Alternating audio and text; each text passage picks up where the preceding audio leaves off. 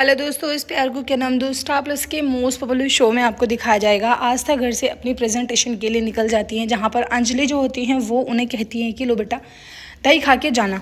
दही खा के आस्था जैसे घर से बाहर निकलती हैं, श्लोक उनकी तरफ को देखते हैं, लेकिन वो श्लोक के साथ नहीं जाती हैं, भाग के ऑटो में बैठ जाती हैं। और ऑटो में बैठने के बाद वो जो ड्राइवर होता है वो उनकी तरफ को घूर घूर के देख रहा होता है। आस्था चीज़ को नोटिस नहीं करती हैं, वो अपनी प्रेजेंटेशन को चेक करने लगती है, अपनी फाइल जो होती है उसको एक बार रीड करने लगती हैं। कहती हैं कि कोई कमी तो नहीं रह गई, लेकिन वो जो ऑटो वाला होता है वो उन्हें गलत रास्ते पे ले जाता है। वो कहती है कि आस्था, अरे भाई तुम मेरे को कहाँ लेके आ गए, ये वाला रास्ता थोड़ी है, MG रोड का रास्ता तो दूसरा है ना।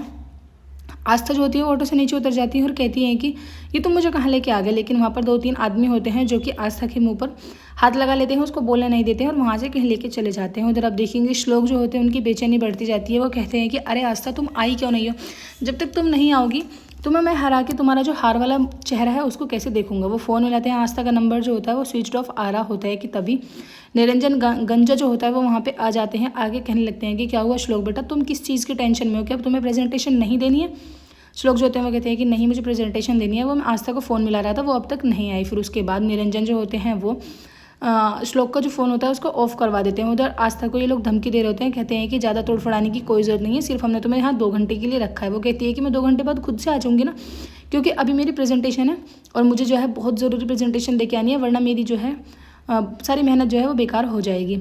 चोर जो होते हैं यानी जो लुटेरे होते हैं वो आदमी वो आस्था के गले पर चाकू रखते हैं। कहते हैं कि अगर तुमने अब एक शब्द भी आगे निकाला तो हमसे बुरा कोई नहीं होगा, हम कह रहे हैं ना कि तुम यहाँ शांति से बैठ जाओ। लेकिन आस्था जो होती है वो चिल्लाने लगती है, ज़ोर ज़ोर से कहती है कि बचाओ बचाओ, लेकिन वहाँ बचाने के लिए कोई नहीं आता है। उधर अब देखेंगे ज्योति की सास जो होती है वो ज्योति से नाराज़ हो जाती है, क्योंकि ज्योति जो होती है वो कहती है कि तुम्हें सिर्फ अपने परिवार से मतलब रखना चाहिए, ना कि मुझसे मतलब रखना चाहिए। मेरी शादी सिद्धार्थ से इसलिए नहीं हुई कि मैं तुम लोगों की सारी बकवासें सुनूंगी, यानी कि गुस्से में बुरा भला सुना देती है। उधर आस्था जो होती है उसको ये लोग बांध देते हैं। आस्था कहती है कि प्लीज़ मेरे हाथ खोल दो ना, वरना मेरे हाथों पर निशान रह जाएगा। और वो ड्रामा करने लगती हैं, चक्कर आए ऐसे कर करके खुद को ऐसा साबित करती हैं कि जैसे वो बेहोश हो गई हैं। और फिर उसके बाद जो ये लोग होते हैं वो सब आस्था को पानी पिलाते हैं। आस्था कहती है कि हट जाओ मेरी तो बहुत ज़्यादा तबीयत ख़राब है, मुझे कुछ नहीं दिखाई दे रहा है, मेरी कुर्सी जो है ये घूम रही है। उसके बाद आस्था के जो लोग होते हैं वो हाथ खोल देते हैं, जिसके बाद आस्था जो होती है उन दोनों को धक्का दे देती है। एक पानी लेने के लिए चला जाता है। जैसी आस्था पीछे की तरफ को हटती जाती है कि वहाँ पर एक तेल का कनस्तर रखा हुआ होता है, जिसको आस्था बिखेर देती है। एक करके उन दोनों के पैर जो होते हैं उस पर रपट रहे होते हैं, वो अच्छे से खड़े भी नहीं हो पाते हैं। आस्था जो होती है वो कहती है कि खबरदार अगर तुम लोग मेरे आसपास भी आए।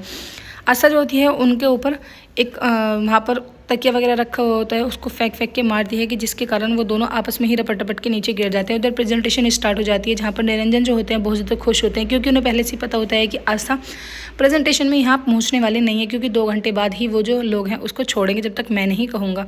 लेकिन श्लोक को बेचैनी से लगी रहती है। आस्था जो होती है उनके चंगुल से निकल जाती है और सबसे पहले निकल के वो श्लोक को कॉल करती है, लेकिन श्लोक का फ़ोन जो होता है वो ऑफ होता है, जो कि निरंजन ने अपने आप खुद से करवाया था। उसके बाद वो अंजलि को कॉल करती हैं, कहती हैं कि मैं घर पे फ़ोन कर देती हूँ, शायद मुझे घर से कोई मदद मिल जाए। जैसे अंजलि फ़ोन उठाती हैं कहती हैं कि आस्था ने मुझे इस टाइम कॉल क्यों किया, कि तभी उसको आस्था का फ़ोन स्विच ऑफ हो जाता है। वो कहती है कि अरे इस फ़ोन को भी अभी स्विच ऑफ होना था क्या। अंजलि बेचैन होने लगती है, उसे लगता है कि क्यों मतलब इस टाइम आस्था ने क्यों फ़ोन किया, उसकी तो प्रेजेंटेशन स्टार्ट हो गई होगी ना।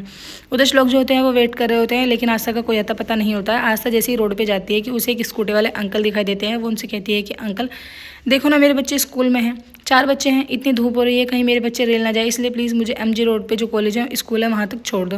वो अंकल जो होते हैं वो तैयार हो जाते हैं उसे छोड़ने के लिए, कहते हैं कि चलो बेटा मैं तुम्हें वहाँ पर छोड़ देता हूँ। आस्था जो होती है वो कहती है कि आप इतनी कम स्पीड पे स्कूटी क्यों चला रहे हो, लाइव स्कूटी मुझे दिखा दो, मैं अपने आप से चला लूँगी।